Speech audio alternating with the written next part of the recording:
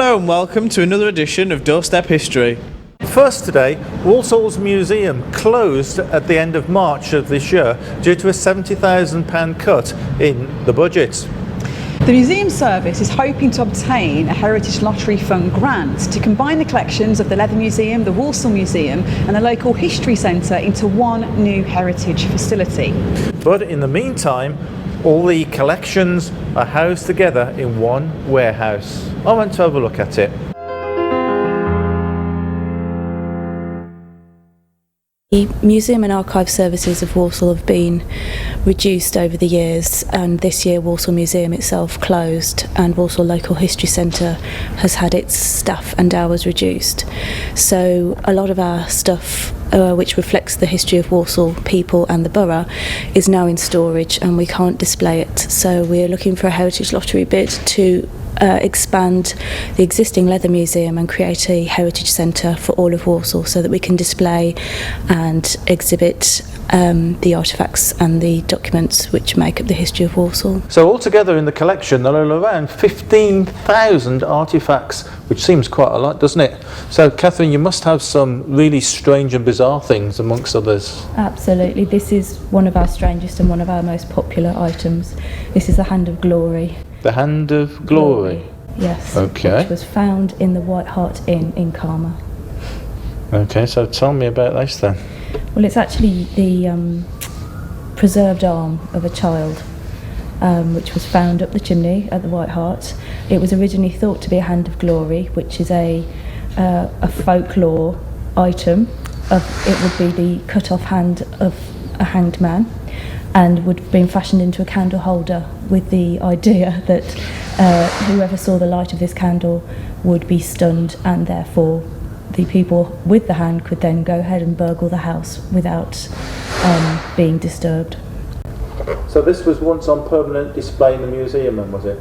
Yes, it was on display in the staircase of the Library and Museum building for many years, and then in about 2005 we had it redisplayed in the Changing Face of Walsall Gallery.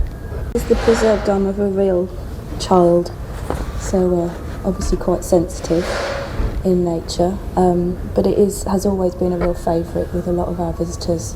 Is there any danger that this might rot away or start smelling or something?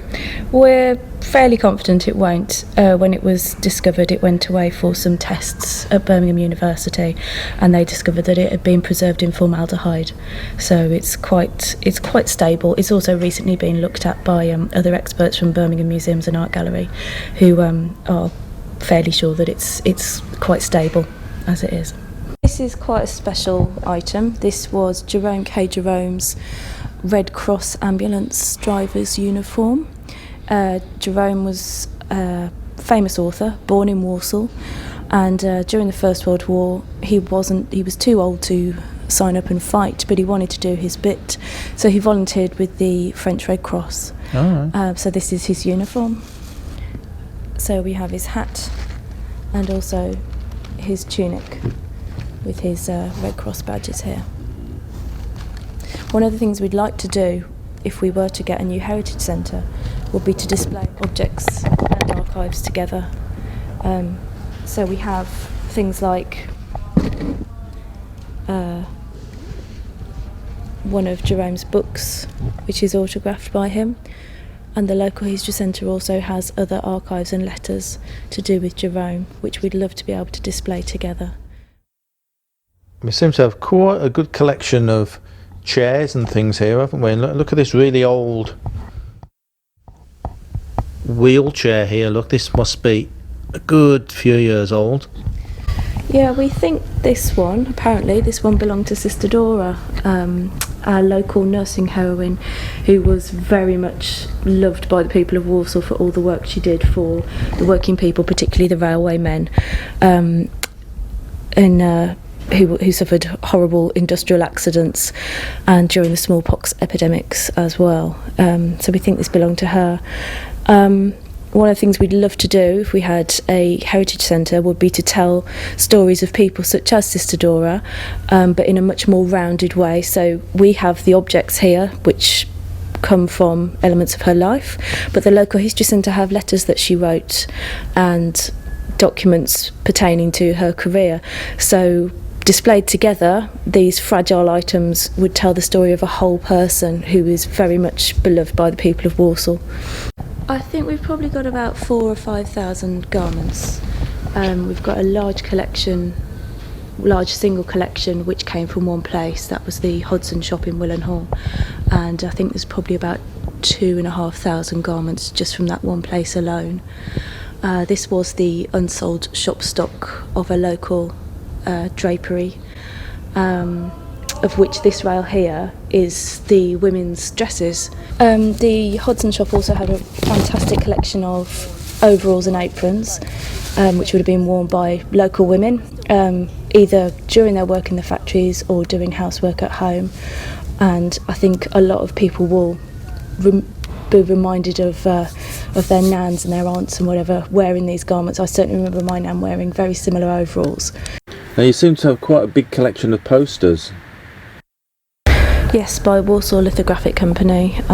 They did a lot of artwork for companies locally and all over the world. Some of the things we have here would have been used for advertisements in Nigeria. Products from all over the world, all kinds of things, from washing machines to chocolate to tea, but all done by local artists at Walsall Lithographic. So he's not in brilliant condition, but this is the Cadbury bunny, which would have gone with the Bourneville advert, and this was a specialism of Walsall Lithographic, was producing items in card which were also three-dimensional, just to give an extra pop to an advertisement or a point of sale display.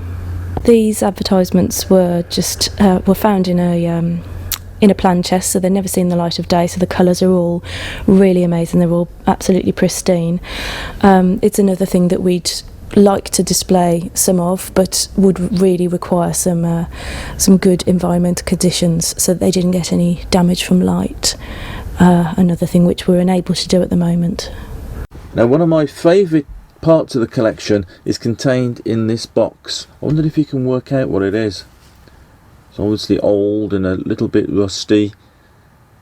It is the remains of a Zeppelin bomb which was dropped on Walsall in 1916. It's always been a favourite with people in the museum, but now it can't be displayed. We've had it on display in the past, and it's suffered from the vibrations of the buildings in the town centre, so we'd need some kind of way of conserving it and having it on display with some real support and environmental controls, which we just don't have at the moment. This is not the only thing which we're unable to display because of conservation concerns. There's textiles and fragile and valuable items which we just can't put on display for fear of what might happen to them. Now, a lot of the things here are from Willenhall as well, and everybody knows that Willenhall was famous, wasn't it, for locks? Yes, it was the centre of the British lock trade, thought to be the capital, and exported locks worldwide. So Walsall's quite well known for its saddlery industry, but there was connections with horses even before that, wasn't there? Yes, the reason the saddlery industry and the leather industry became so well established in Walsall was because there was an existing lorgnery trade. Lorgnery means the manufacture of all the metalwork items that go onto a horse, so all of the harness fittings, bits, stirrups and spurs. So there's lots of social history type stuff here then, isn't there, Catherine? So have you got any particular favourites? Yes, I'm really quite fond of this TV here. It's a 1950s set, so it probably would have been bought by people wanting to view the coronation. This is one of the Bayard's colts. There's 17 of them altogether, and they are carved wooden poles. Most of them have faces, representations of animals and kings and demons. He's also got a horseshoe on his head. We have absolutely no idea why, but he seems to have a very kindly and good face. Some of the other colts are demonic looking. We think they're at least 300 years old. They're possibly much older. This is one of the original panels from Walsall Illuminations. This is one of the artworks which would have been done by the organisers of the illuminations, and we have a little bit of the sketch work also to go with it. So this would be very, very familiar to a lot of people, a lot of local people who would have gone to the illuminations every autumn. And this has always been too big to display anyway, so the new Heritage Centre, should we get it, we would love to be able to display larger items such as this. We think it would make a really big impact. And we'll hope to shed some light on the progress of the bid in future programmes.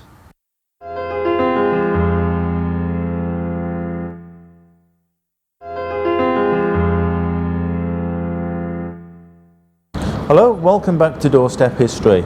Now, exactly 50 years ago, a book that was written was called The Forgotten People, which naturally many people may have forgotten about.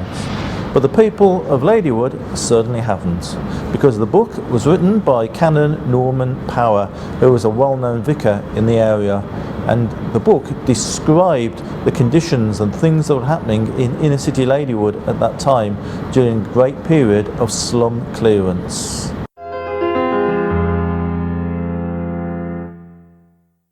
After the war, it became clear that many towns and cities contained large areas of substandard housing which urgently needed to be replaced.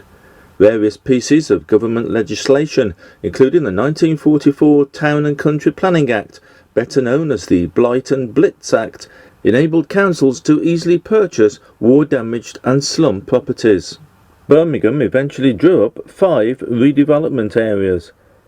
Of those areas, Ladywood was the only one to retain its name, because it was said to be a pleasant-sounding name and one rich in historical association. Canon Norman Power, the Vicar of St John's, was well aware that the traditional close-knit community was being broken up, and families were being moved to outer suburbs. And he spoke out about the problems that were being created by community disintegration.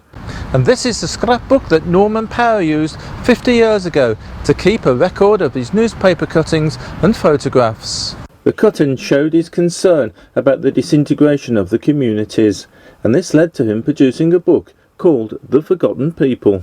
Although the planners didn't seem to notice or to mind, the disintegration of the community was something that really troubled Norman Power. And as a result, his book was quite controversial when it came out, as his brother Alan recalls.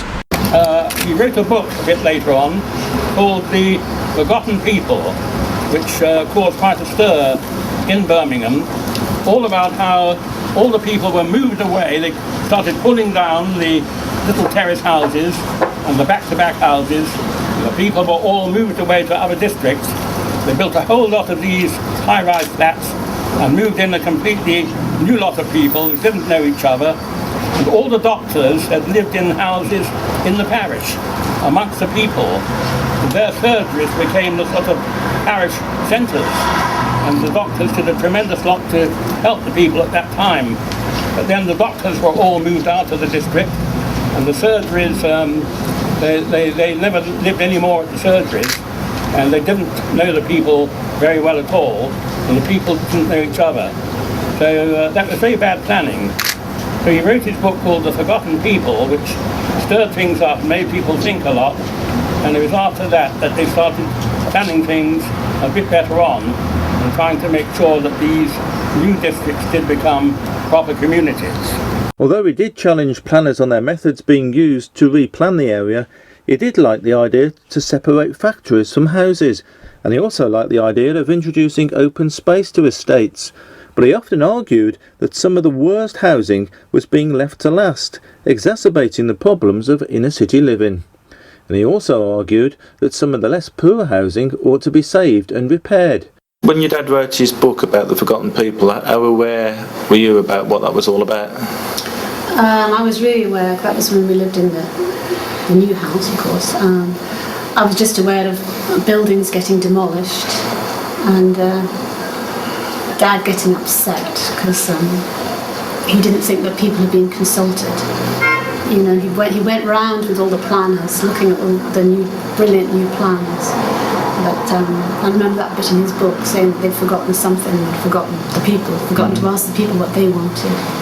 And the church community was all sort of torn apart, and families were torn apart and had to live in different parts of Birmingham. So, and there are lots of things that went then. You know, there used to be really good social clubs that we all used to meet, and dramatic societies. We used to watch plays.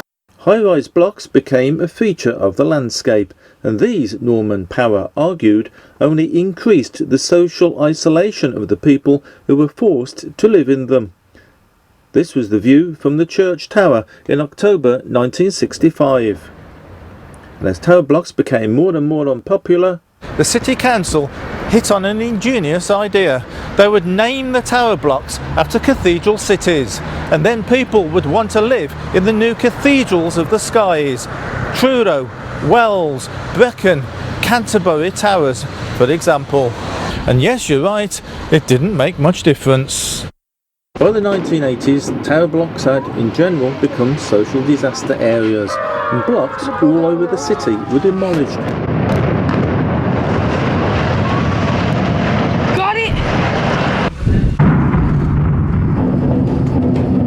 Much of the demolition was recorded by youngsters from Ladywood's TNT news team. There's a strange deserted feeling here in Lee Bank as we await the demolition. This could be really exciting. 11,000 sets of explosives, TNT, have been placed on the 16th, 12th, 8th, 5th, 1st and ground floor. The explosives will be detonated on one side first, meaning the tower should tilt slightly before ending in a crumbled heap of dust and rubble. Fingers crossed. So the evacuation is complete and now we wait for the demolition. It's not often you get to stand in the middle of the road like this. TNT have got cameras all over the place and we're going up there. From in the hotel, we couldn't hear the siren, so it caught us by surprise. At least we had the cameras running. Oh, it's gone. Oh, I missed it. Bad!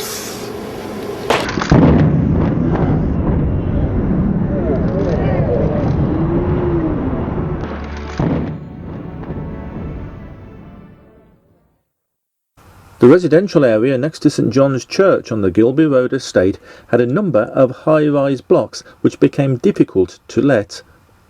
Once the green light was given, the regeneration plans were drawn up, with local residents giving their opinions through a series of planning workshops. Planners and residents jointly decided what should replace the blocks, which were eventually demolished in stages and a housing estate built. This is TNT. Much of the demolition was recorded by youngsters from Ladywood's TNT news team. Demolition work has started on the Gilby Road estate. TNT was there to watch the bulldozers move in. Planners claimed the flats, built between 1958 and 1960, would be an improvement on the slum dwellings. But 30 years later, they are being demolished to make way for houses. Within minutes of the site being cleared, the demolition people moved in.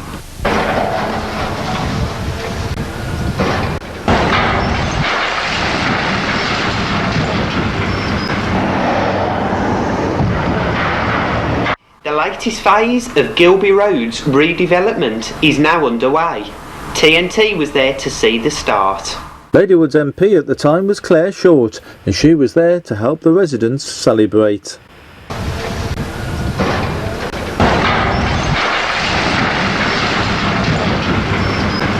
One of the cul-de-sacs on the new estate is called Power Crescent, in honour of Norman Power. The name was selected following a local history project that I undertook with the nearby Oratory Primary School. The current vicar here at St John's strives to keep the community together, just like Norman Power did 50 years ago. So if Norman Power was here now, 50 years on, what do you think he would be saying? I think he would be delighted in the fact that in the church we have so many different people representing the diversity of Ladywood and across the city. Different ages, people from different countries. We're a church of welcoming, a church of hospitality, and we celebrate being together and celebrating each other's story. So our work, and as we look ahead, is about enabling people to feel that they've got a place, a purpose, and that their story matters. Norman Power was always concerned with holding the community together and also helping people to contribute to their own community.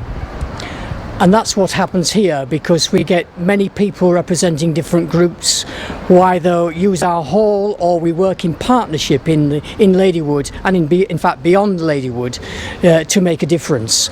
We are one of the partners in the Central Birmingham Food Bank, where many of the gifts today have gone.